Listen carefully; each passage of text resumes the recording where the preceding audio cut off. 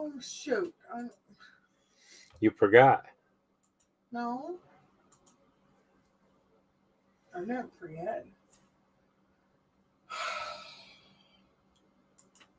Hello, everyone.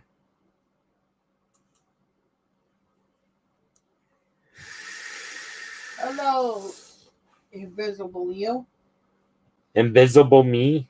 No, the invisible you. The people that aren't there. They're invisible. Oh, I'll get people in, I hope. Yeah. I hope so, too. I'll post copy and Pasting. paste on here since there are still people in here. Oh, there is. Uh-huh. Oh.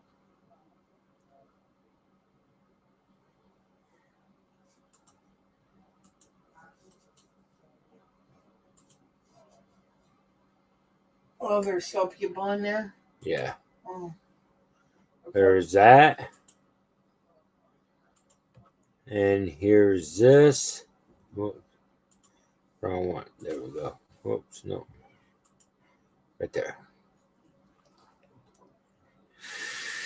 We're going to have to get him on the crew.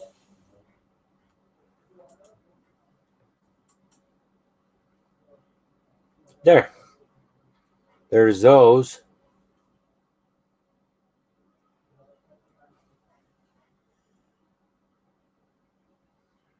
I him to get me can of peaches. Hello, 1 and 2. Hey guys, how's 1 and 2 doing today?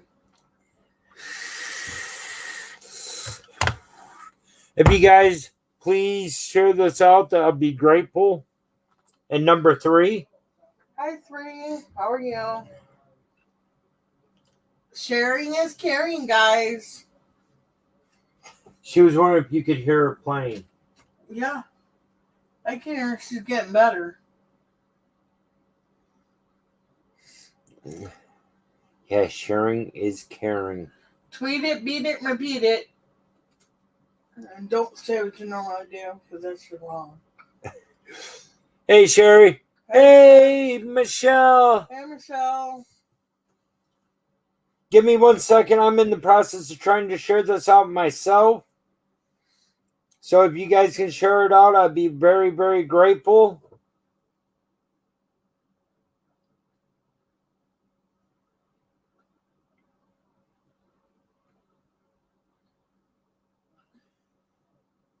Hey, Gray. Hey, Gray.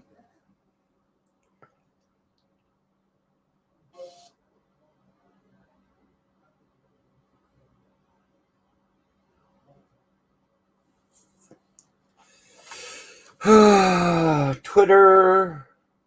Remember, guys, sharing is caring. Live. Tweet it, beat it, repeat it. Like I said, don't go to Chris. That's stick around. No, share. Chat. Hey, let us in. Hey, let us in.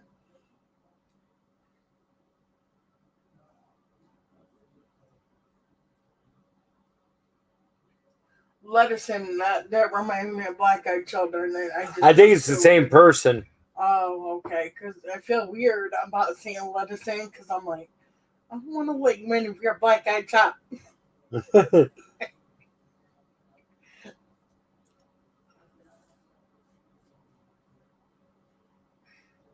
Maybe that's why I called him Let Us, and then I thought that sounds like lettuce, so.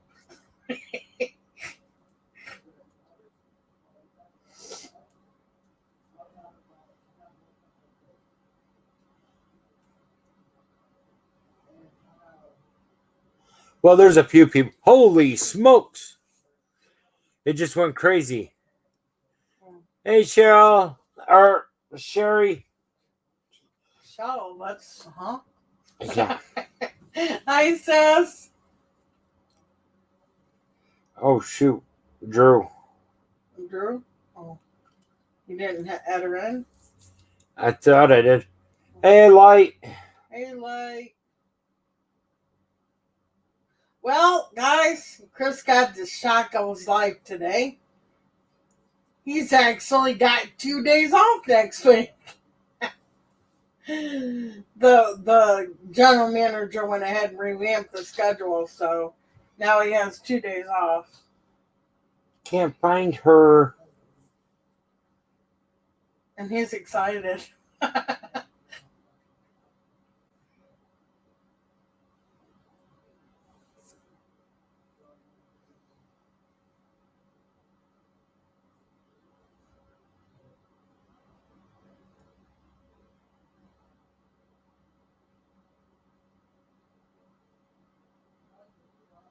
Oh, duh. Here she is.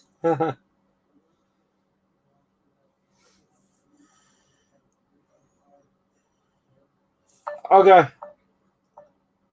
Who's calling? Who are you calling? I'm trying to get a hold of her so I can show her this whole thing on how to share. Who? Hey, Thinking! Hi, Thinking. Hi, sweetheart. How are you? Love you. Miss you.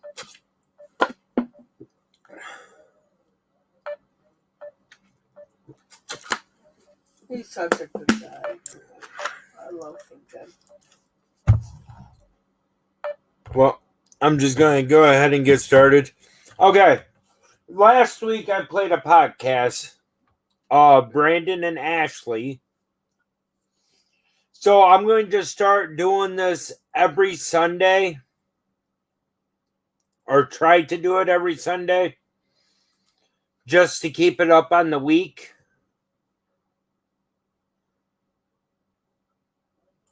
Well, their podcasts are really interesting. Yes. And hey, Exploring with Spirit Box. Exploring Spirit Box. What's up?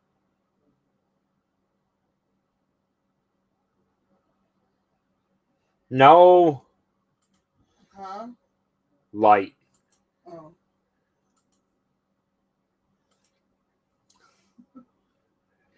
I see picking on you again. So I did the first two. Okay, this one's about an hour and a half long, guys. It is also, they do have a special guest, Huntophobia. And this is from their Christmas episode that they did on Christmas. So here we go.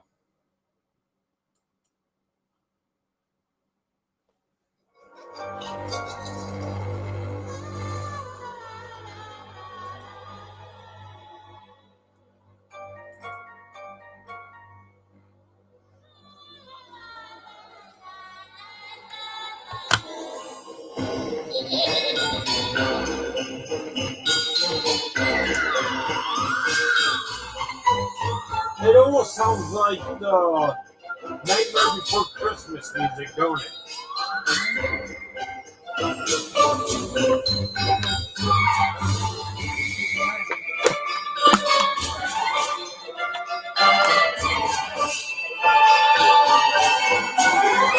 Welcome to episode 3 of Ontario's most haunted podcast, and it's Christmas Day. Merry Christmas to everybody. My name is Brandon Chasen, host of the Ontario's most haunted podcast, and then my co-host, my little elf, Ashley. How are you? I'm a little elf now. Does it not work? No, I'm not an elf. Oh, that's what you think. I don't have pointed ears. Maybe one day I will. Oh, boy. Wow. How are you, Ashley? And Merry Christmas. Merry Christmas, Brandon. I'm good. Thank you. How are you? I'm not doing too bad. Had a rough couple of days, a sore couple of days. Yeah, I would say. I guess somebody wrote me into a game of bumper cars. Somewhere here in Ontario. So much fun. Oh, it was. Yeah. So, but I mean, other than that, I'm doing pretty good. I was ready for Christmas, and I'm sure you were too. Nope. Maybe. Nope. No. Alrighty. So, But you had a good week? Everything's good? Yeah, I had a great week so far, and everything's good. You got a little prized possession, a little baby when it comes to perichills that you just started working on this week. Yes. I'm not going to talk about it, but I love it. No, I love it too, and you got a hell of a response from them too. So it was...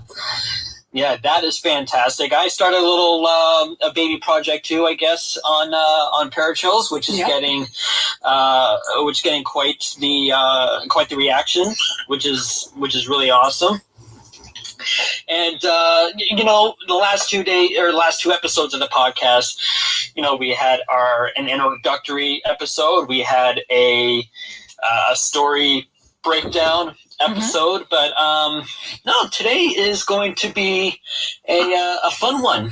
Oh yeah, Brian Laverty. I'm glad I didn't try to pronounce his last name when we were talking to him, because we ended up pre-recording the interview. But I'm glad I didn't end up trying to pronounce his last name in front of him, because I think I would be botching it. Brian Laverty. That's how you Laverty. Laverty? I'm pretty sure, yeah. Yeah, Brian Laverty from Huntophobia. He is also one of the co-owners of Perichills. He's going to be coming on to the podcast talking about his role with Perichills, about his YouTube channel, a little bit of his past from the paranormal aspect, and it's going to be a really good interview. But I hope you're sitting down, you're comfy, because it is going to be a long interview. Oh yes, that it is. But he's the kind of guy who you can just talk to all day long and not get tired. Oh yeah, easily. Which is what I love, and that's what makes good interviews. So, for those who don't know who Brian is, or Huntophobia, you're going to learn a little about him in the podcast. But before we get to Brian, I just want to end up mentioning one thing, that our community with Perichills, it has been growing and growing and growing very quickly, and the response that we have been getting has been absolutely outstanding. And thanks to Perichills, we've been able to launch a merch store. Yes, I'm very excited. Everything on there looks really good. I can't wait to get my hands on most of it. Okay, so just to give people a little bit of a preview as to what they can end up finding on the store, what are some of the things that you want to get your hands on? Pretty much I want almost all of the sweaters. Because I am an avid sweater wearer, I guess. Easy for you to say. No. So all of the sweaters I pretty much want to grab. They have dog bandanas that I want to get. They have mugs. I have 2 nieces and soon to be a nephew. So I want to get them some shirts, and my soon to be nephew a newborn onesie for when he comes around and makes his grand appearance.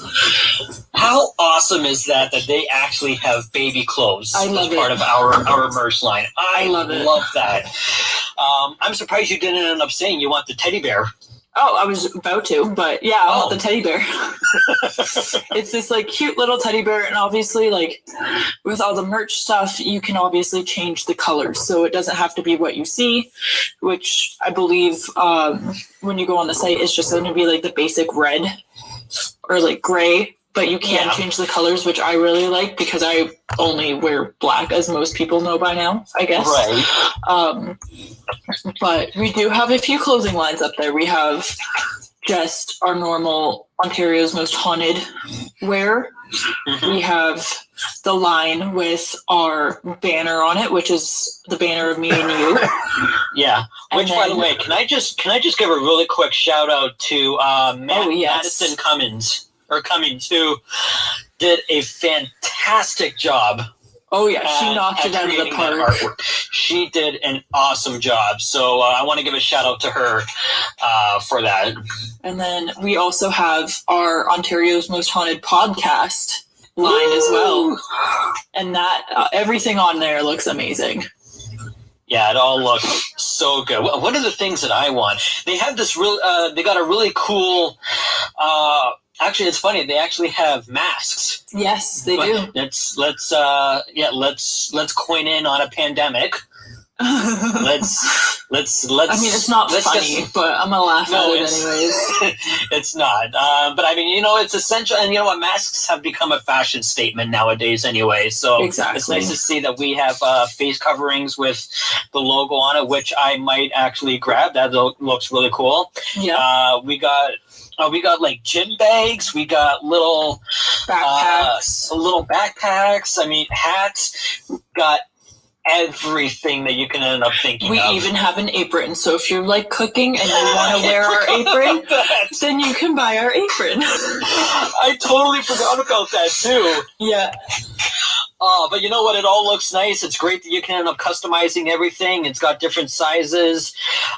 It's really awesome. So if you want to end up supporting our show, our podcast, we're going to end up having a link in the description of this podcast of where you can end up buying our Ontario's Most Haunted merch and supporting the show and yeah. And you know what? And I will say it is very flattering that Perichills, Chris Edgecombe, who is one of the co-owners of Perichills,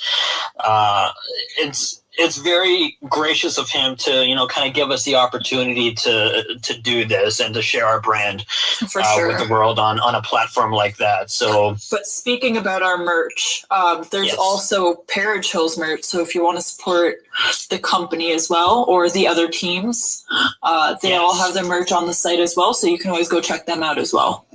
Yes, absolutely. And, that's the thing, of course, this is Ontario's Most Haunted podcast. We are going to be quite impartial about our brand. But with that said, they are helping us grow our brand, and they are helping us grow our Ontario's Most Haunted podcast. Every bit of content that we put out, they're helping it get out there, and we got to show a lot of thanks and a lot of love to them and everybody who helps make Perichills what it is today. And by that I mean all the teams and different groups that are on there. So yes, if you want to support Perichills and if you want to support us and the other teams, please go to the store and you can end up finding the merch for all of them as well.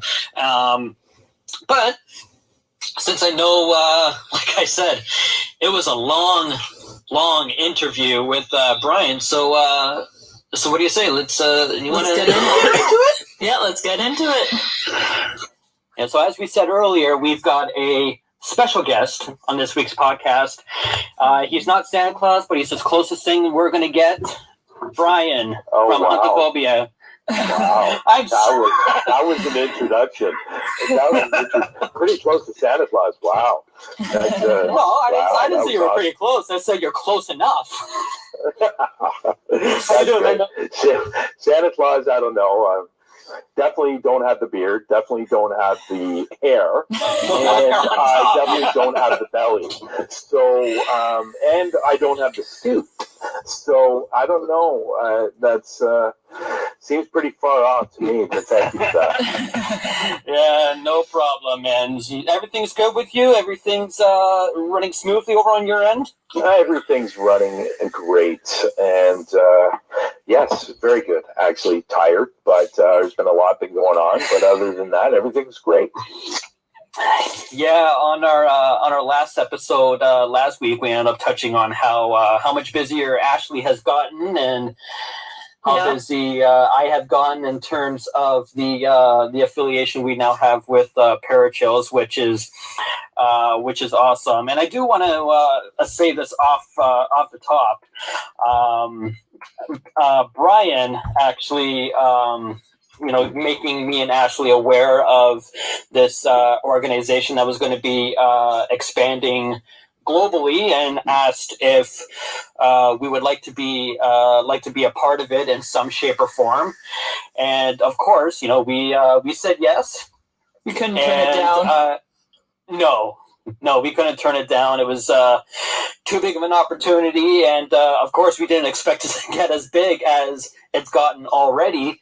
But I just want to end up saying publicly in front of everybody, thanks for the reach out. It's been an awesome experience so far.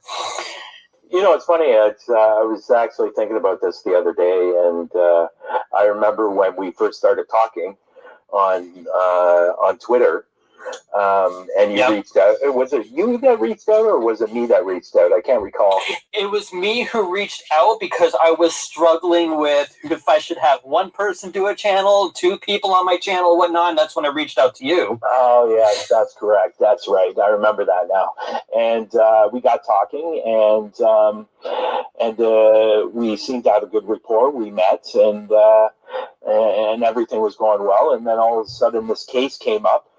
That I was asked to do, and I asked if you and you wanted to join, and in this investigation, that was a big collaboration on these 3 businesses that we did, and that's when I met Ashley, and because you brought Ashley along with you, and obviously that night was a great night. Unfortunate what happened to you guys with your filming, but overall it was a great night. We caught a lot of different things, and everybody caught something. The EVPs that you caught were incredible, and but it was an all-around great night. So when it came down to it, and I was approached by Perichills about joining as a director, I wasn't going to turn it down because obviously it's something I love, and I knew his vision. And the first 2 people I thought of was you, because I had the opportunity to work with you guys, and I figured you guys would be a fantastic fit. No, absolutely, and we are we're really thankful for that, man, and we do appreciate it. We didn't expect how many level ups there were in such a short amount of time. You know what? I have to say, like, there's been obviously some things that have happened during this time, people joining, and then, some stuff happening. Sometimes you hit bumps in the road, but at the end of the day, you try to clear those bumps, and hopefully you do, and we've done that, and everything's looking good from here on in, and you guys have done a wonderful job so far up to this point, and I have no doubt that will continue, and our company will get bigger and better, and good things to come. Yeah, absolutely. I made a joke last week on the podcast when we said that Ashley's been promoted. I told everybody that, for those who don't know, Ashley didn't like the person who was ahead of her, so she killed them and took the throne. And Ashley had to correct me. Did you cut that out? Because I didn't hear that. I listened to your podcast. I didn't hear that. The second episode, when we read the story about the London prisoner. I did not hear you say that. Maybe I missed that. Yeah, it was near the very beginning, actually. But she was quick to fact check me and say, nope, that's not what happened. So I all of a sudden felt like Donald Trump putting out fake news and being fact checked. So so that was that's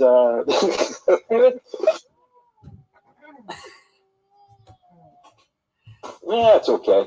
It's a podcast. You can say nearly anything you want, right? Oh yeah, fuck, dick, shit. We can say all that stuff if we want to. Yeah, do you really want to, though, to be honest? No, not really.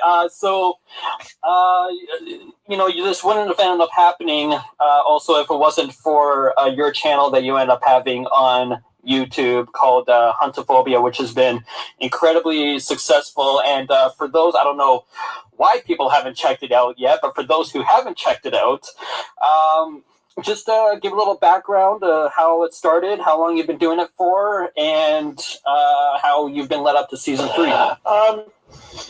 Well, as you guys are aware, I've been doing probably paranormal investigations for about 6 to 7 years, going out with other people and doing it, but never really filming it. I was never really interested in filming it. I was more about the experience and getting the knowledge of the I don't want to say business, but business. So I never really taped it or anything like that. Now, people I was with taped it, but I never was really interested in doing that myself. I was more into the experience and getting the experience. So about 5 years ago, I was interested in starting to film it. I put a group together, but things fell apart. So I decided to put it on the shelf. So when COVID hit this year, I said, you know what? Not a lot of people are doing things, and a lot of places are closing down. So I figured, you know what? I'm gonna do it now. And so I got a couple of people together, and we started filming back in May, and it's been going extremely well. The channel's been doing, I think the channel's been doing really good up to this point, and it's been a lot of fun. I've been to a lot of different places that probably I would have never been to before, and catching a lot of things. As you can see, and if anybody watches any of the videos, you'll see that I tend to catch a lot of things when I film, and it's been great. Obviously, I'm going to continue and not stop. And hopefully the channel gets bigger and better, and we get to better places, and we'll see what happens. Yeah, so you've had an absolutely incredible success doing it, and it's awesome that that it happened in such a short amount of time too, despite the bumps in the roads that you ended up having along the way, which is awesome. It just shows, you don't need a massive crew or something to go absolutely perfect in order for it to become a success. And again, if it wasn't for the stuff that you've been putting out on the Huntophobia channel, you wouldn't be in the position in which you are in today. So that's I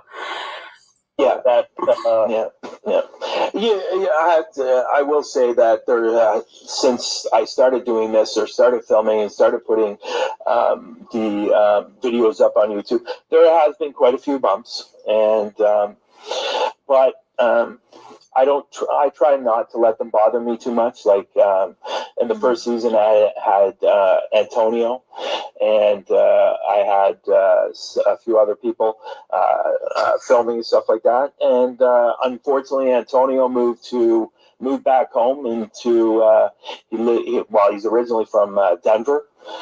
So he moved back home, and then I decided I wanted to try something a little bit different, and that was to bring on a medium. And then I ended up meeting Patty through a Facebook group, and she messaged me and was interested in my stuff and saw some of my videos, and we got talking, and we figured, you know what, let's do this for the second season, have a medium come on. And it was great. It was a great experience. I enjoyed learning a lot from her, and some of the videos were absolutely amazing to do. But now the third season, this is all about collaborations now with other investigators. So I'm trying to do something a little bit different for every season, just to mix things up a little bit. And my experience with Amy has been great. We've gone to a lot of different places, so those videos are coming out now. and we captured a lot of great things. Some of the places that we've been to is the Hermitage Ruins and some graveyards, some abandoned places, and they've been really, really good. We went to a canal that we didn't think we were going to get much from. We ended up getting a lot from, and it's just been great. Now I'm trying to think about what my fourth season is going to be. So, because my third season's basically done filming, but I'm trying to figure out what I'm going to do for my fourth season. So we'll see what happens there. Now, is there any location that you haven't gone to yet that you're dying to go to? Oh, there's a whole list. The real difficult thing right now is because of COVID. And there's one place that I do have on my list that I'm trying to get into, and I'm trying to get you guys to come in with me. I'm trying to get Reckless Adventure in there too, and also going to get Amy to come in also. So we're going to do another big collaboration. And this place is, it's on the list. It's on the list for most haunted places in Canada. And I'm not going to mention any names right now. And I've said this a few times to you guys. Yeah, but this place is going to be an awesome place to investigate. It's got a lot of history and a lot of hauntings or haunting stories over the last decades, I guess, but it's going to be an amazing place to investigate.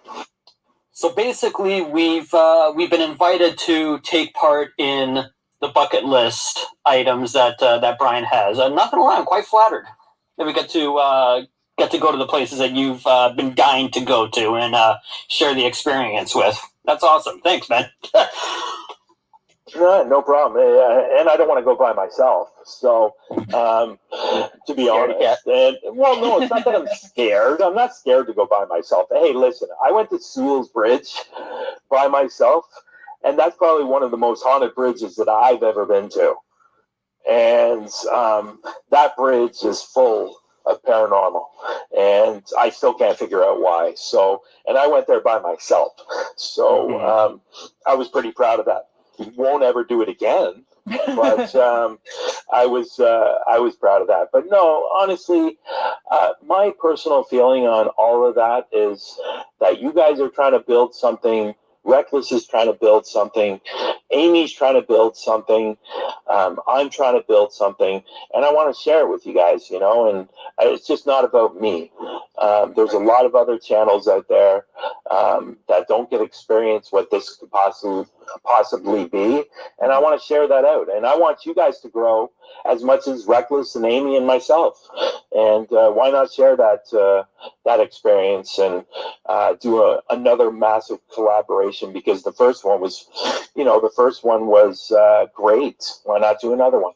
It's interesting you end up bringing on saying that you want to share the experiences of investigating places with other content creators on YouTube or investigators or whatnot, because I hear a lot of the time, more so in the States, that there are investigators that are almost extremely territorial with the places that they investigate at.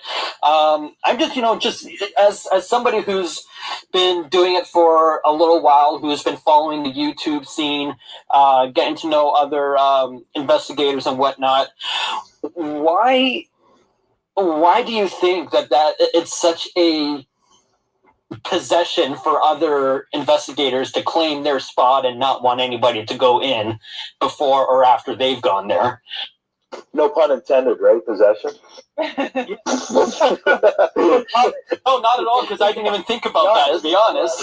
So, you know what? I will tell you that there are a few here in Canada that are like that. And it's just not regarding the States. Yeah, I think what it comes down to is they're going to go to the location, they're going to catch something, and it's going to be on their video. And they don't want to share that. Why? I don't know. Maybe it's a selfish thing, but I'm just not built that way, and I like to share my experience with other people. It's funny because I watched the video, and he was a Canadian, and I asked him where the location was, and he said Canada, and I said, well, obviously it's in Canada. Whereabouts in Canada? And he said, well, I can't tell you that. And I responded back was, why? Why can't you tell me that? And he never responded back, but and that's fine, whatever. I wasn't offended by it or anything like that. I think it has a lot to do with they're going out to these locations and they want to catch something. And if they catch something, it's on their YouTube channel and their YouTube channel alone. Nobody else has caught what they caught. So I think it has a lot to be, it's about being selfish. And I don't know why they're so stuck up on, not sharing their experiences with other investigators. Isn't that what this is about? It is. It really is. And we come together as what they say on Twitter, a so-called family. But I think it's ridiculous. Me personally, if you catch if we're for example, you guys were at that location that we were at when we did the investigation.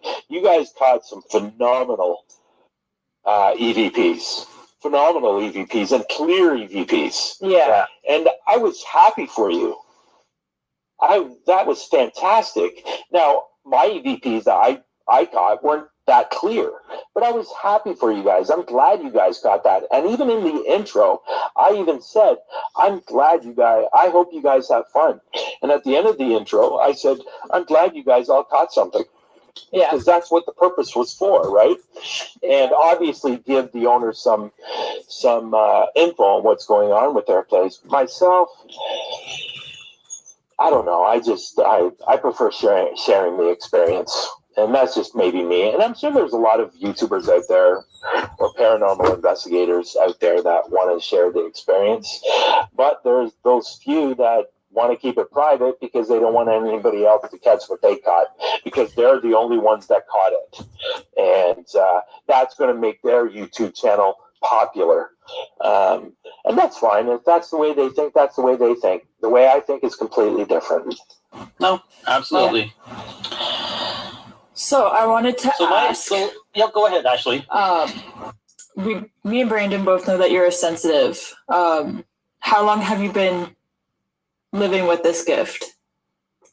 Well, as you guys know, or I think Ashley knows, I'm not sure if Brandon knows or not, but I was the type of person growing up that I didn't like it at all. And I grew up in a family where there was no such thing as mediums or paranormal or any of those things. So every time I thought about growing up, I always stuck it in the back of my head. So I never really brought it out. The first time it happened to me was when I was young, but the real first paranormal experience I had was when I was 15. But I guess in the last several years, I've accepted it, and I've developed it a little bit more, and it's gotten better over time. I don't know how you guys feel about that, but I stuck it in the back of my head and I pretended I didn't even know anything about it. So, because every time I saw something or I felt something or something happened, I kept my mouth shut. Yeah. And I didn't say anything, because in the back of my head, I heard my family or friends saying it doesn't exist. It's you're making it up, or your mind's playing tricks on you, or your eyes are playing tricks on you, or your ears are playing tricks on you. So I stuck it in the back of my head. It's only been in the last, 6 years where I've started to accept it. And so, but growing up, it was never accepted. So I stuck it in the back of my head, as I said a few times. To me, it seems like it's almost aided you in your investigations. Like you on some level, you have become your own tool. You have become your own equipment. So, you know, and when it comes to doing investigations, knowing that you end up having this gift and this sensitivity, and I know Ashley touched upon this in episode 1 of our podcast. How do you use that as an effective tool when you go into places to go and investigate? Well, one thing you'll notice on my videos, I don't talk about it a lot, and that's on purpose. Because I'm still have the mindset, I don't really want anybody to know what I do and what I can see, because as soon as I walk into a place, I can see it right away. So I pretend that I'm not seeing it. And maybe that's wrong. I don't know. But when I go into any investigation, even before I get there or go to the location, I'm already feeling what's going to happen. I already know what's going to happen. And whether it's good or whether it's bad. Okay. So, for example, when I went to a location with Patty, before we left the hotel, I already knew something was going to happen, and it wasn't a good energy. I knew something. I don't want to say demonic, but it was something definitely very negative there. And you can see in the video, we talk about how negative it is there. And I already knew before I left the hotel that because whatever was talking to me at that point was saying, be careful, because there's going to be something there that you're not going to want to encounter. And honestly, I'm still on the fence about bringing it out and talking about it on my videos. I'm still uncomfortable with it. And sometimes I really don't like it. But it's there. I'm starting to learn to accept it and open myself up to it a little bit more. But honestly, in the back of my mind, every video I'm saying, don't do it, don't do it. You know what they said. So I'm now surrounding myself with people like Ashley and Brandon and Amy, and because I wasn't around a lot of those people. Yeah, I was in the last 6 years and stuff like that, but it was different. Now it feels more like it's okay. And yes, you have this gift. Just, accept it and be happy with it. And that's it, really. So, which is interesting because you have this gift, but you don't want to end up letting people know that you have it, and you don't want it to come through on the videos. But at the same time, you bring on mediums who pretty much almost share, obviously on a much higher level. But you bring in mediums for your investigations who have the similar abilities that you do. So I'm just trying to wonder for those skeptics who may be watching your videos and who say, none of this is real or whatever. Is it almost not the same thing as bringing a medium on, or do you have another reason to bring to use such a person in your investigations if you don't want to carry that side of you out? Because this is very interesting to me. Yeah, one of the reasons why I brought on a medium, and this is going to sound stupid, but the reason why I brought Patty on is because I didn't really want to do it. Mm-hmm. And obviously Patty contacted me, and she knew right away. She knew right away I was a sensitive. And she says, you have the ability, don't you? And I said, yes. And she goes, well, why don't you do it? And I said, well, because I don't want to. And I don't want people to know that I can do it. And so when we got talking and the idea came on to have a medium, I thought it was a good idea. And that would keep me away from doing it and seeing it. Didn't work because every time I went into a place, I saw something.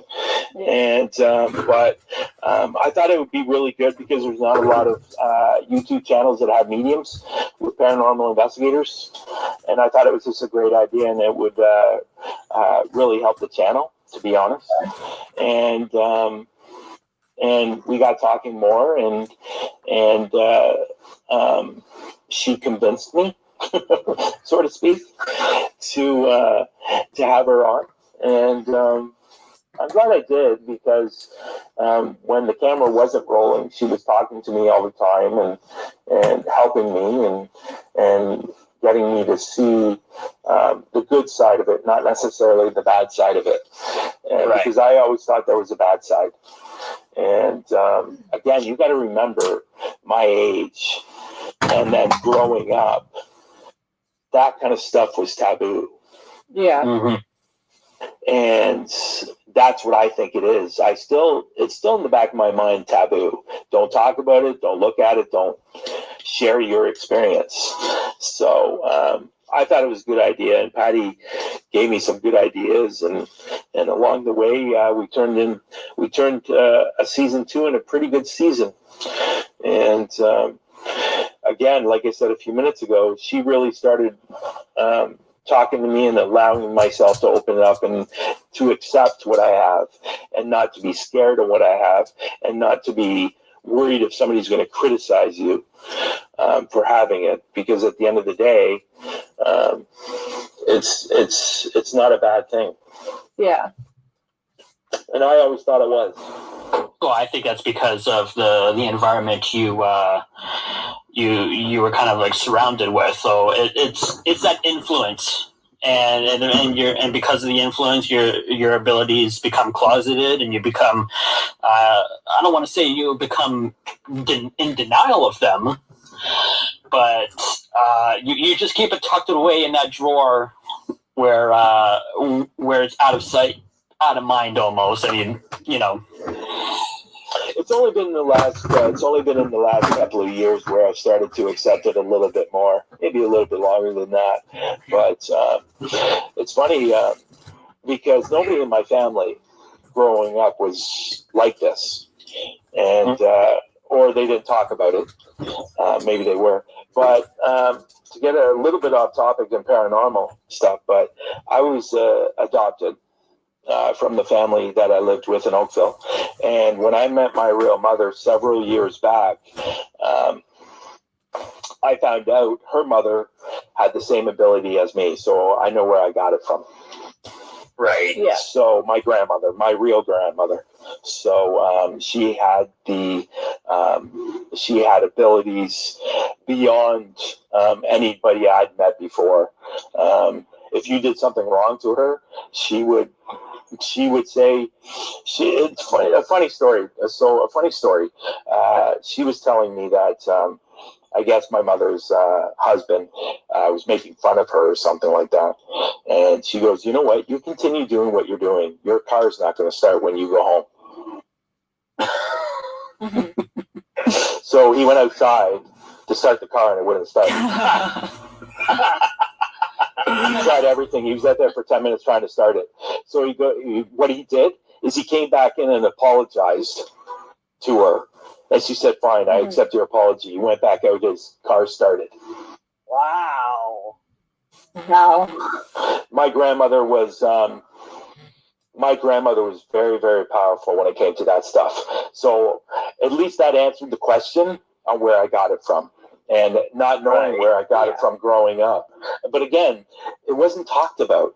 It was like basically taboo, you know, so you didn't talk about that kind of stuff. And so at least I knew where I got it from. Now, I don't have that ability of telling somebody that their car's not going to start. But but it was definitely interesting, and but she was amazing, and she was big on reading tea leaves, and really, really big on reading tea leaves, and she was really, really exceptional at it.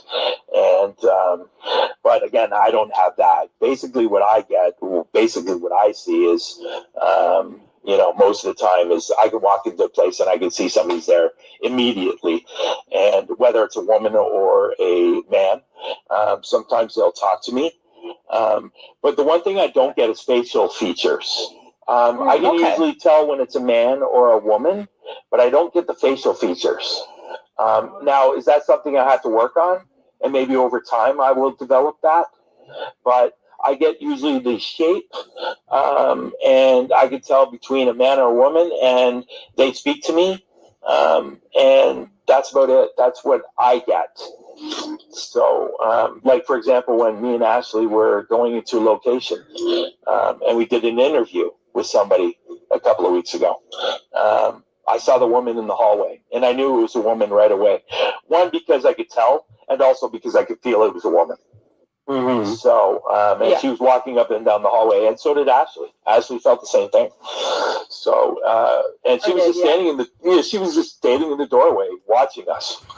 But when we first walked in, she was walking up and down the hallway. I don't know why she was doing that, but she was walking really quickly. But when we got in there and started talking, and the owner started talking about the place, that's when she came to the doorway, and she was just standing there watching us. What I did pick up on, she didn't particularly like Ashley too much. And, I got that vibe too. Yeah, and the guy that was talking, he, and I didn't want to say anything on the video, but he was kind of embellishing things. That's what she was telling me, because she was basically saying, "Okay, give me a break," and that's basically how she was acting. When somebody tells you a story and they go, "Okay, whatever," that's kind of what she was responding to. I picked up on that as well. And then with me, she was just wondering who I was and why I was there. And and I did pick up on the fact that she was thinking about, when are you coming back? I did pick up on that. So, and we are going to be going back there and doing an investigation. So, yep. I look forward to that. Oh, that's going to be a great investigation. Oh, yeah. Yeah. So I talk too much. I'm sorry. So I have a quick question for you, Brian. Oh, I like how you said quick. Yeah,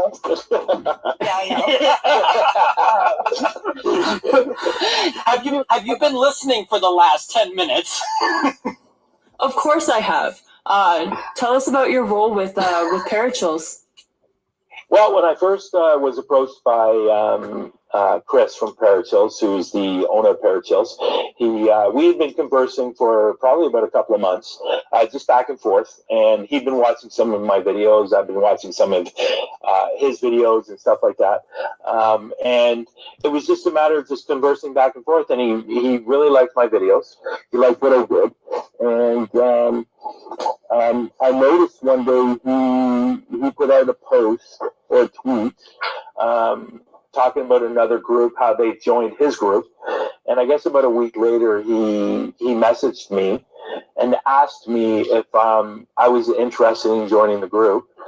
And I said, and he goes, and I go, interesting. I'm just curious why you're asking me. And he said, well, to be honest, I've watched a lot of different videos, and I've seen a lot of different investigators, and I think you're probably one of the best investigators in the world. And I thought that was a really, really nice compliment. I think there was a little bit of bullshit with it, but that's okay. So, but he asked me if I wanted to join, and I said, and he didn't even have to ask me again. I said, for sure. And he goes, well, I got something else to ask you. I go, what's that? And he goes, I'd like you to be the director of Canada. And I go, okay. Can I think about it? He goes, sure. And I go, well, I thought about it, and I'm going to say yes. So, so that's how quickly that happened. Then we started working on things, started putting together what we needed to do to grab other people. And obviously, he wanted me to build the Canadian team. And that's when I thought about you two. And thought about it, Jeff and Mo. And I was going to call her Monique, but I know she likes to go by Mo. So, and then I was thinking about somebody else, but unfortunately that other person wasn't going to be able to have the time to do it. So, and then we started growing and started getting more people on the team globally. And so he approached me about a partnership because he's going to need time to take off and not be on this all the time, and he needs somebody that he's going to trust and all that stuff. So he asked me if I wanted to become a partner. Obviously, I did take a few days to think about that because of the responsibility that it was going to entail. And so I came back to him and I said, sure. I'm going to sign the contract and we're going to get going. So that's how it kind of all developed in the position I am today. Okay. I know that wasn't quick, but It was a lot faster than the other answers. Nice, awesome. You know what? That's why they call it editing. Exactly. But Chris is great, and the Perichills global team is coming together very nicely. We got, I think, 3 or 4 new countries coming on board, and obviously Brandon's been doing an excellent job with the Worlds. Ashley's been doing a wonderful job with the Canadian team. And things are moving along, and in the new year, it's going to be a great new year. Obviously, we have something very big for the global team that's going to be coming up, and in the new year, everybody's going to be very, very happy about. And good things are coming. Like I said earlier in the interview, good things are coming. So we're working very hard to make those things happen, because I know everybody wants to get out and do an investigation. But unfortunately, COVID, again, COVID, that bastard. is causing problems. But we will get everybody out on investigations. And, the great thing is, and I know you guys don't know this, but there's actually donations coming in.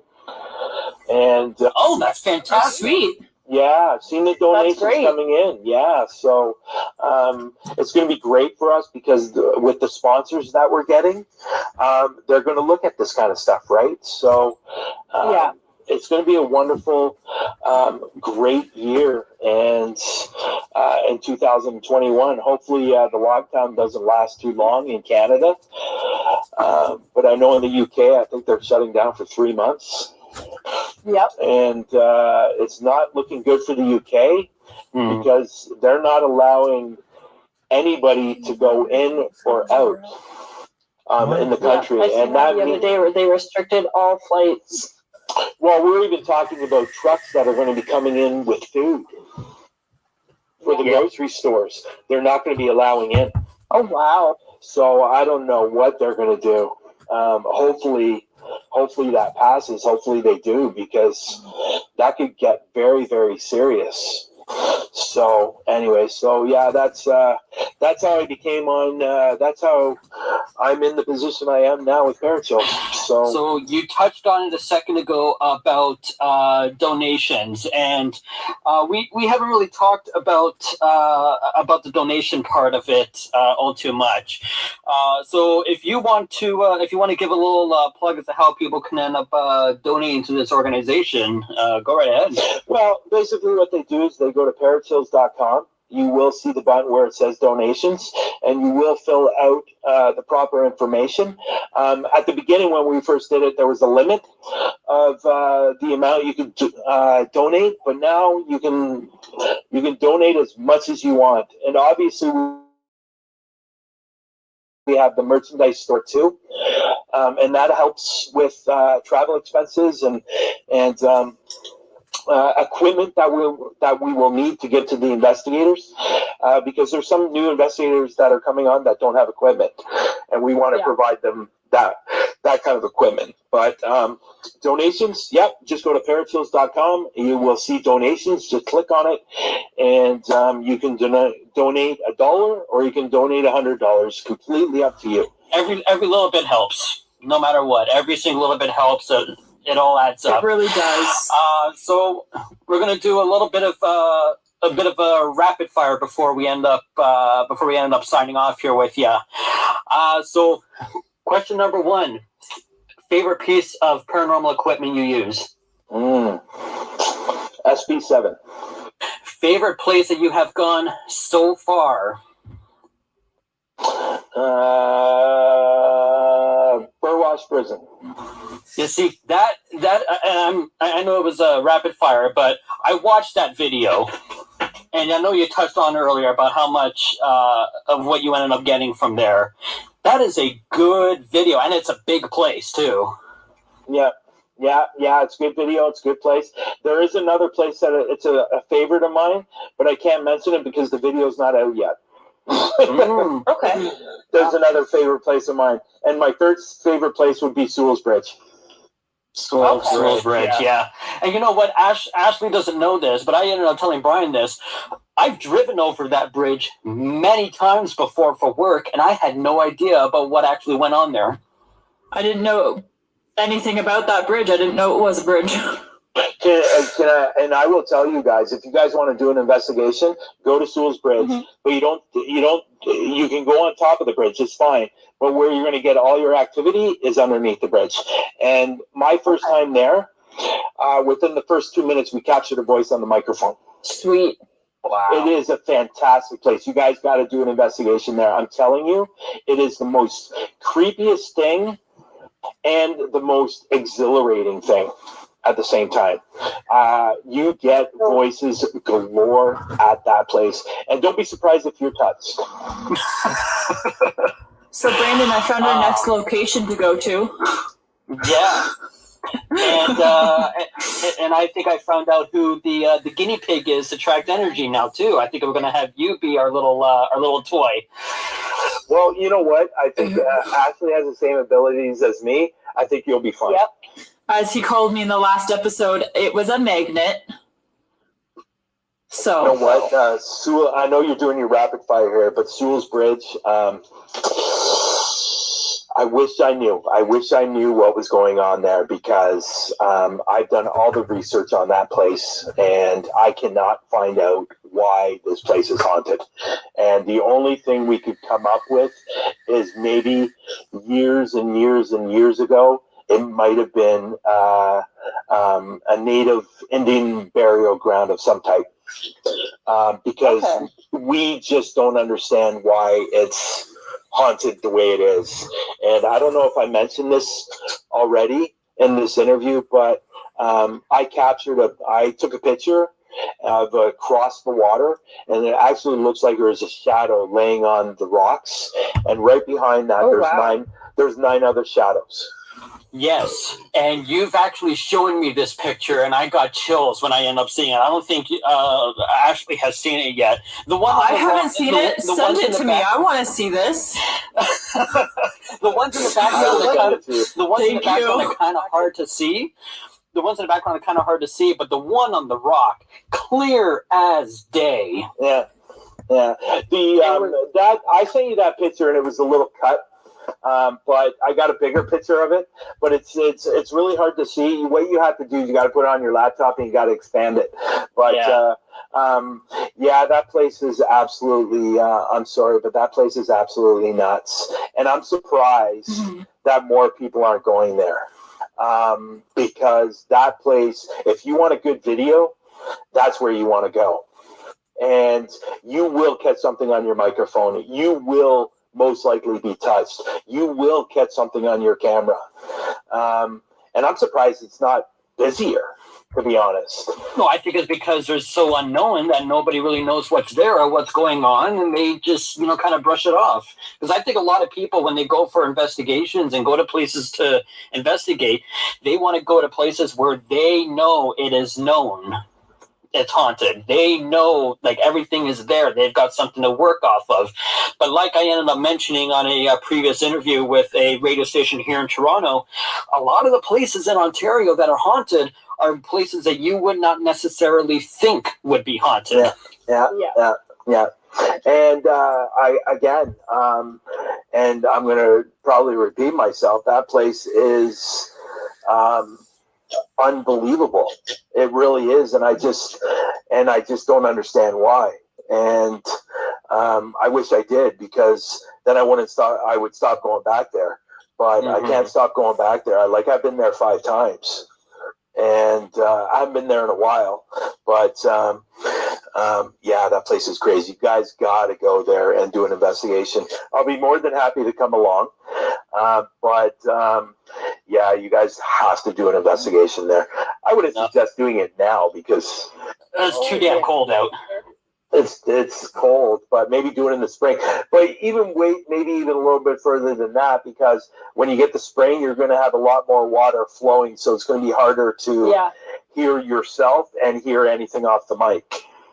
But with water flowing, water is a conductor for energy. Yes, I know, but again, it's going to be flowing so much that you're not going to catch anything off your mic. Oh, okay, I see what you're saying. So, but the necrophonic goes crazy when you're there too. And let me just tell you one little story. There was when I was there with another investigator, not Amy, and for whatever reason, his necrophonic app turned on, and he turned it off, and then all of a sudden, it started speaking through the necrophonic, and it wasn't on. Ooh. It was making this weird ass noise, and it was trying to say something through the necrophonic, and it was off. And it was the weirdest. It's the weirdest thing. This place has got so much energy to it. It's just unbelievable. But it's not rapid anymore. Keep going. Ask another rapid question. It's okay. We got 3 more, and I'm sure one of them's got a story to come along with it. But third question: a YouTuber or content creator that is out there that you haven't had the pleasure of investigating with yet, who would it be? Oh, God.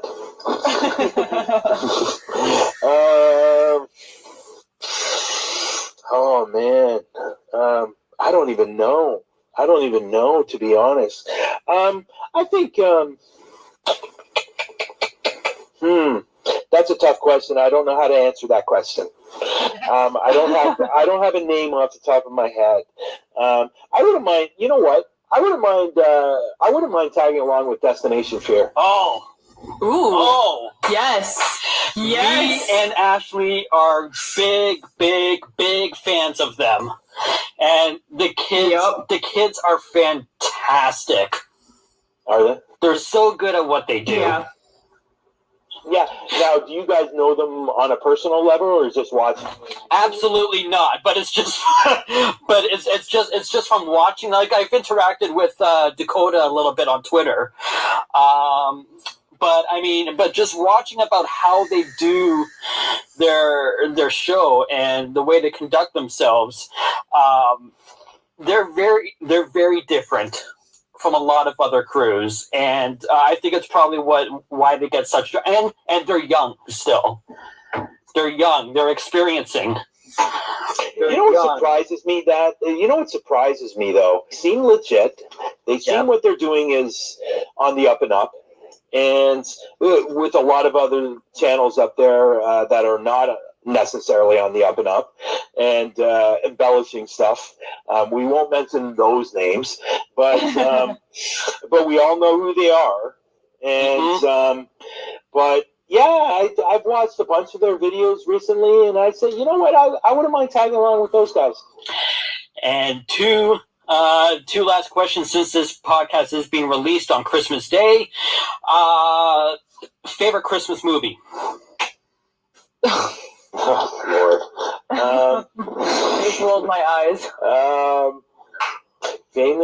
Best Christmas movie that I like. I would have to say, and I know a lot of people question if this is a Christmas movie or not, but mine's Die Hard, the first one. Yes, I like that answer. Oh, yeah, I'm on the fence with that one too. Hands down, best Christmas movie. Yeah. Now I know some people say it's not a Christmas movie, but I truly believe it's a Christmas movie. So that's my answer. I'm sticking with it. It's just it's a Christmas movie with a little bit of spice thrown in there. It's okay. For sure, definitely. I thought it was great, and I watch it every year. Wow. See, I'm one of those guys who's on the limb. I'm like, okay, it takes place during Christmas time, but is it really a Christmas movie? I'm on the fence about that. And then the last one, either within the last few years or growing up, the best Christmas present you have ever gotten. That's a tough question. When I was it's going to be, you guys are going to laugh at me. Well, you might not laugh, but anyways, when I was growing up, I think I was 11 or 12. Remember those race car tracks? Yeah. Hot wheels, plastic, and you connect No, them. this was actually an electric one where it actually goes on its own. And it had a kind of, I forget what it was called.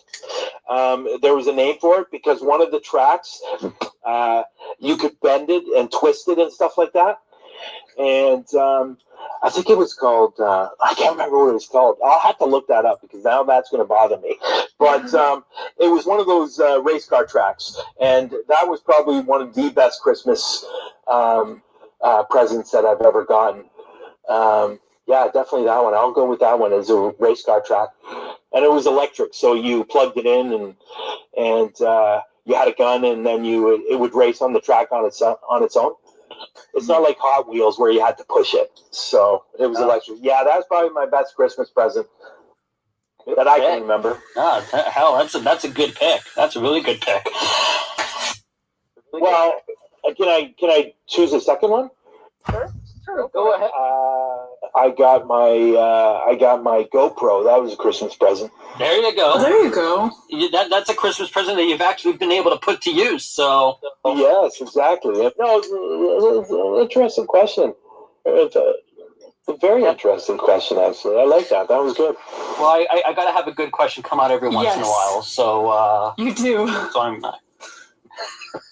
Oh, good. I'm overachieving. This is good. Well, there's been a few. Oh, good. I'm overachieving. This is good.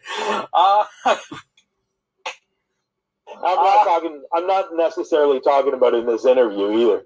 So, you know, I'm kidding. What? Ever since the first day I met you, which was at Tim Hortons, in Georgetown, I've really enjoyed talking with you.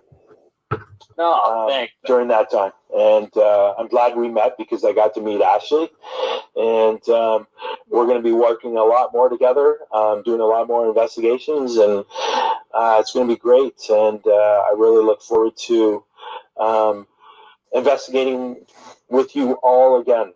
That's for sure, and especially the one that I'm not talking about. Awesome. No, we can't wait for that one that you are not talking about either. Maybe I'll tell you. Maybe I'll tell Ashley. Maybe I'll tell Ashley in secret. All right, Brandon hanging. What's that? What's that? I'm cool with that. Keep me in the dark. Okay. Good stuff. Brian, man, it's always a pleasure. And I know you're busy during these the Christmas holidays and busy with perichills, but I just want to thank you for taking the time to come onto the podcast, have a long chat with us, and you know what, you're welcome anytime, brother. Man, I appreciate that, and love you both, and we will talk soon. All right, love you too, man. Merry Christmas and all the best to you and your family, bud. So there we go. And we weren't kidding that it was going to be a long interview. No, but it was a very good interview. It was a good interview. And like we said earlier in the podcast, we can talk to him for days and days at a time. And as you heard, it was the rapid, not so rapid question session. And if I'm going to end up saying it to him, obviously I'm not kidding. And same to you. I am one of those guys who don't see Die Hard as a Christmas movie. See, but it is. It takes place at Christmas. It doesn't mean it's a Christmas movie. Yes, it does. So let me throw this at you. You've seen Ted? Yeah. It started out at Christmas time with him getting a Christmas gift. Are we going to call that a Christmas movie? I would. Really? Yeah. Oh, my goodness. I don't see it. Like a comedy Christmas movie. I'm not going to say like a classic one. It's a comedy. I don't see it as a comedy Christmas movie like Die Hard's an action movie. I don't see it as an action Christmas movie. But it is. I'm not going to win this argument, am I? No. All right. Not Well, at you know all. what? I'm going to end up asking you since it is Christmas time. What was, aside from Die Hard, let's try and get a little bit of variety here. Your favorite Christmas movie? I don't think I've ever asked you this. No, you haven't. It's The Grinch. The animated one or the Jim Carrey one? Jim Carrey. Oh, so good. All of the Grinch movies, except I haven't seen the new one, so I can't say anything about that. But my favorite out of all of the Grinch ones that I have seen, definitely the live-action Jim Carrey one.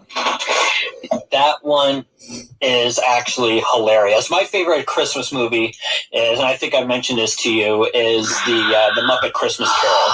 Yeah. Wow. Well, Exasperated. we were talking about this earlier.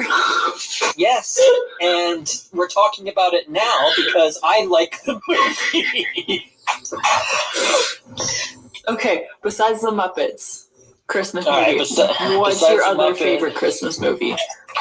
I'd probably have to say Jingle All the Way with Arnold Schwarzenegger. Never seen it, never heard of it, didn't even know it was a thing. Yeah, it's a thing. It's starring Arnold Schwarzenegger, Sinbad. Okay. Phil Hartman, he passed away early, unfortunately, but you would probably most know him as Lionel Hutz from The Simpsons. Yeah.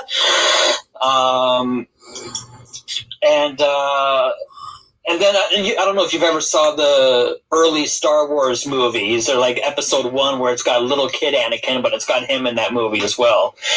So really, really good movie. It's entertaining. It's a little quirky, but I mean at the same time, Arnold Schwarzenegger is kind of that quirky guy when he's not playing his Terminator roles. Really good movie though. It is fantastic. Highly recommend people watching it. But it was funny when I was talking to Brian.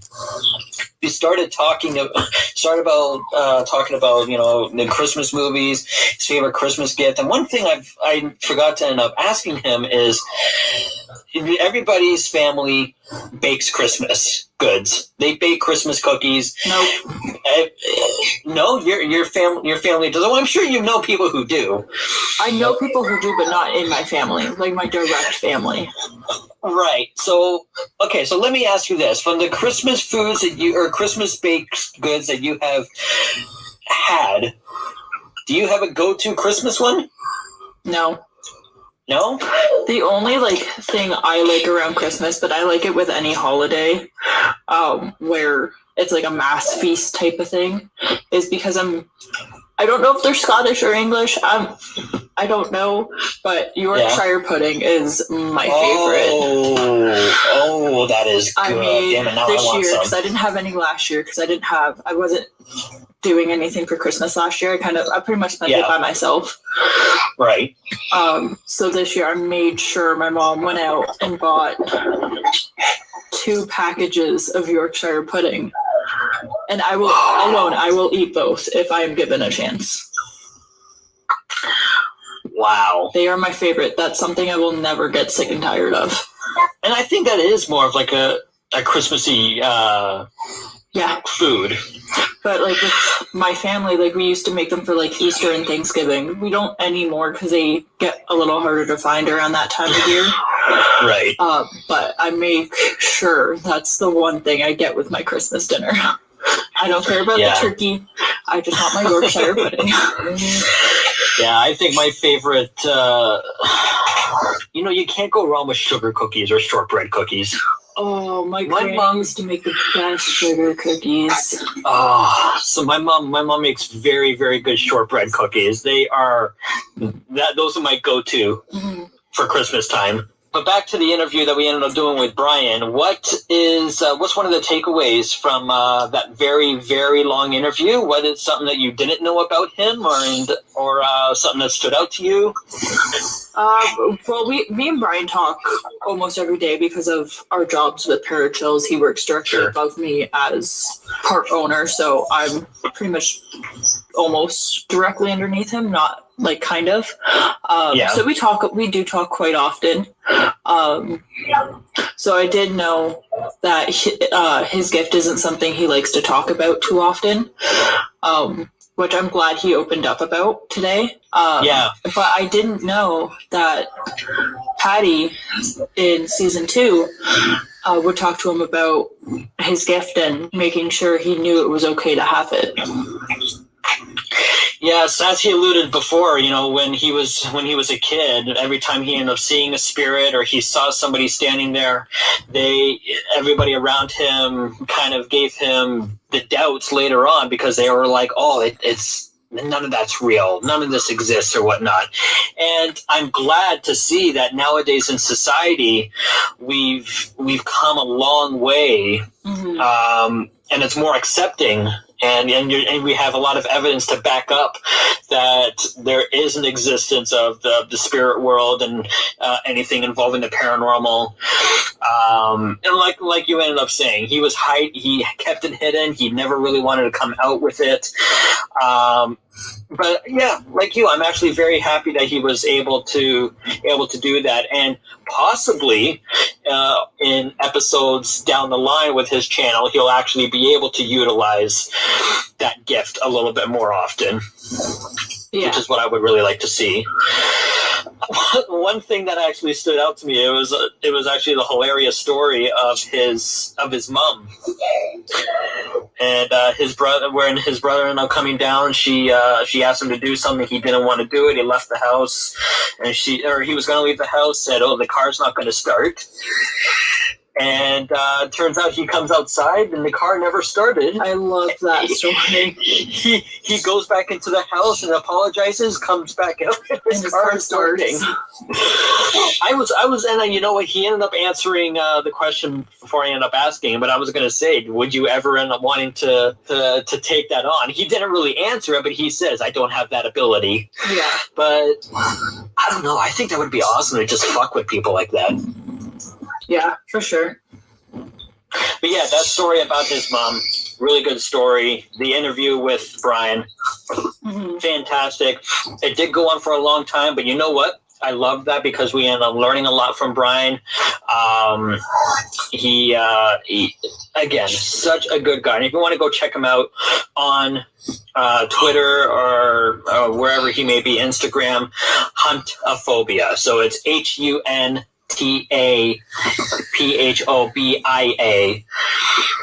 Go look that up on Instagram, Twitter, YouTube. You'll find it immediately, and go follow him. Go show him some love. He knows what he's doing. He's as Chris, the head of Perichills, ended up saying, "Damn it, he's the best paranormal investigator in the world." Yeah, he's a great guy. He is such a good guy. He's a big teddy bear, as you ended up hearing in the interview there. Love the guy. Fantastic.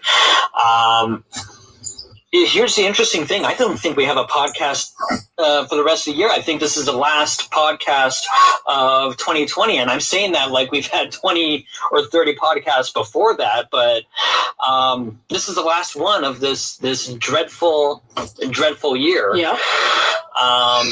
You know what I want to do is I want to try and make it not so dreadful, because I mean there were good things that have come out of this year for myself and Ashley. And just to sign off on this already lengthy podcast, I do want to end up giving Ashley the floor and just tell us something that you're happy about that happened this year for you. I know I put you on the spot here, but I would have to say getting out of a bad situation was a big turning point for me. Mm-hmm. And then months later, meeting someone who genuinely cares about me and makes me very happy is the highlight of, besides perichills, and the work we do. That was definitely the highlight. Are you saying that because he's standing there right now? No, he's in the bedroom. Oh, okay. Yeah, for me, everybody has their downsides about the pandemic, but when the pandemic happened, I realized that I was able to open my eyes a little bit more. There was a lot more to life than just going to work, coming home, sleeping, going to work, waking up, going to work, coming home, sleeping, and doing that over and over again. When the pandemic happened, I ended up having one of my cars get. I seem to have a lot of luck with being rear-ended. Yeah. But the truck I ended up having got absolutely totaled. It got written off, and I was left without a vehicle for a while. I ended up walking around everywhere. Not only did I get exercise, but I went to places around town that I never really would end up going. And there's a four-stated trail near my house, which is, I kind of took for granted until I actually went down there, and it is absolutely beautiful of a walk. And I never would have ended up noticing that this was in my own backyard if it wasn't for this pandemic, to be quite honest. It really gave me an appreciation for, what I have in my own backyard.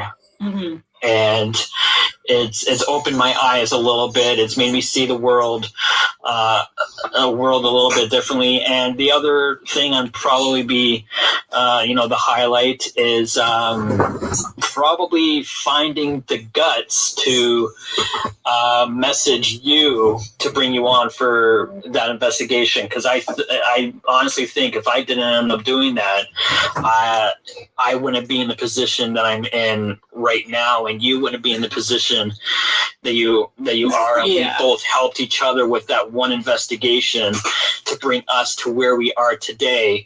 And I just I'm just winding up at the end of the year, I want to say thank you, Ashley. No, thank you. It means a lot that you're able to come on for that one investigation that really launched what we're doing right now. Mm-hmm. And it does mean a lot. You are like my little sister, not height wise, because I think you're shorty than me. Yeah, but you are like my little sister, and I do want to end up giving a little bit of love to Aunt Kathy, because I know she's like we mentioned in the first podcast, she isn't going to be able to come on to a lot of the investigations we end up doing, and she will be periodically on this podcast, which you will hear her voice later. Heads up, we make a lot of fun. We poke a lot of fun at Brandon. Oh, they don't need a heads up for that. I think it's no, because me and Kathy will be a deadly combination. Oh, you two are savage. Exactly. So they need a little bit of a warning. But you're savage on here at times, though. Oh yeah. Like during the podcast recording, so it gets worse. So basically, what the slogan of this podcast should be is "It's only downhill from here" for Brandon. For Brandon. Anything you want to end up signing off with saying to everybody? Because, like I said, it's the last podcast of the year, last one of 2020. Anything you want to end up saying to anybody at all before we sign off? I'm gonna go back to one of my highlights of the year. It's been, I want to say about 8 months now, 7-8 months, that I have not had a single drop of alcohol because of a allergy towards whatever booze has in it, I guess. But that does run in my family, so I'm actually very proud of myself that I was able to give up drinking. No, I think that's really awesome that you are 8 months sober, and granted, it wasn't. It was medical related, but some people wouldn't care and they'd still go for that last drink or whatnot. But you stuck to it. You stopped, and no, that is really, really good. So congratulations for that. It's been hard because I every now and then I do miss my glass of whiskey or a bottle of vodka, but right. But in the end, it was worth it. Yeah, there's within the pandemic, it's hard to find the light of what's happened in these 12 months. But you know what? It's in there somewhere, and I think if you end up digging in and realizing what has actually gone on that's positive in this year, it would make this the year a little bit more bearable to walk away from. Yeah.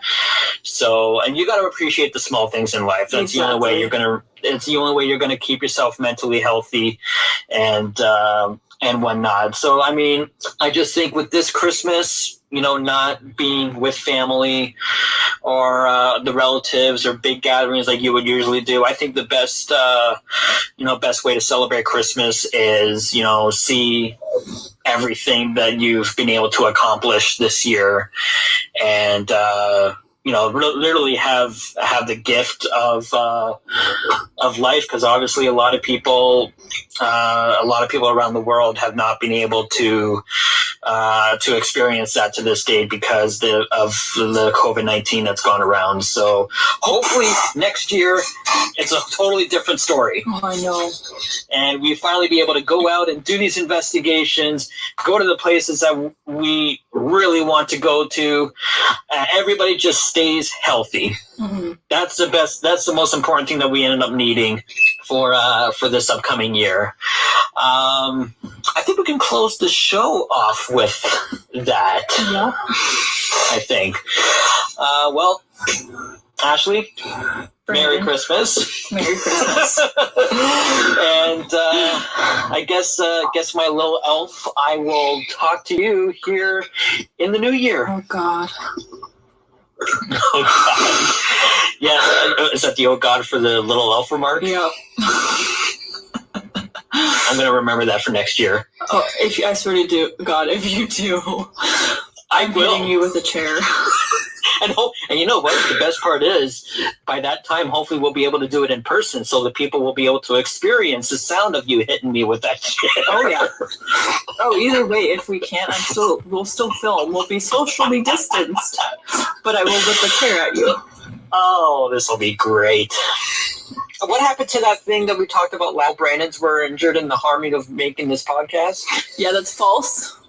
False That's advertising. out the window now. Yeah. False advertising. Sorry, guys. Yeah, but anyway, on that note, before I end up getting myself hurt by Ashley, just want to end up saying to everybody, have a safe, happy, Merry Christmas, Happy Hanukkah, Happy Holidays, whatever you may be celebrating this year, and please be safe for New Year's Eve. Yeah. Hopefully you end up having a fantastic New Year. If you want to follow us on Instagram, you can end up doing so at OMH official, or it's official OMH. Well, it'll be in the link at the bottom. If you want to follow us on Twitter, you can end up doing so at OMH_Ashley, at OMH_Brandon, and at official OMH on Twitter. And if you want to end up checking out Perichills, again, like Brian ended up saying, you can donate to the organization. And if you just want to end up being a part of the team, you can end up doing that by going to perichills.com. And in the new year, I do want to mention this, like we end up doing every episode, we want to read your listener stories of your paranormal experiences.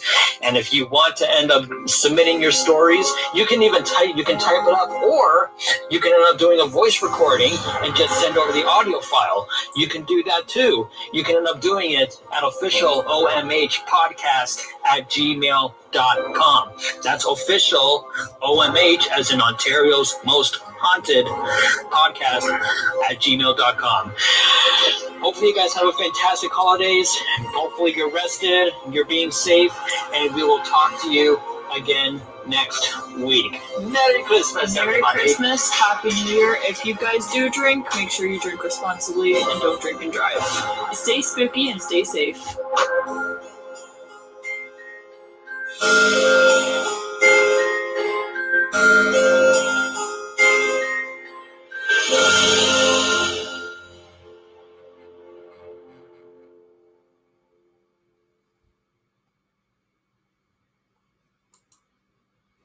Oh, that was interesting. Poor Brandon always gets picked on by. Well, he probably kind of deserves it. Yeah. Especially because he calls her an elf. And Yeah. for being tough. I'm surprised she didn't try to hit him with the baseball bat over that one. Hey, guys. I do hope you enjoyed the podcast that was just played.